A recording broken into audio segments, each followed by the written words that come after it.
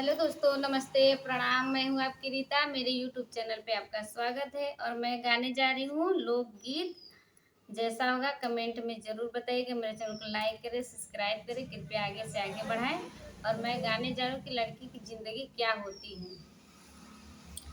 रही आजादी जब की रहली कुंवारी, रही आजादी जब की रहली कुंवारी, शादी भयल त बढ़ल जिम्मेदारी, शादी भयल त बढ़ल जिम्मेदारी, रोएला पक्षी पिजड़वा में फंस के, रोएला पक्षी पिजड़वा में फंस के, मन के कैसे मनाई खुले में हंस के, मन के कैसे मनाई खुले में हंस के, मनवा गुलाम भइले सह के सजा, मनवा गुलाम भइल सह के सजा, अब न मिली कुंवारे का मजा, सब कुछ बद जिया रह जाई तरस के,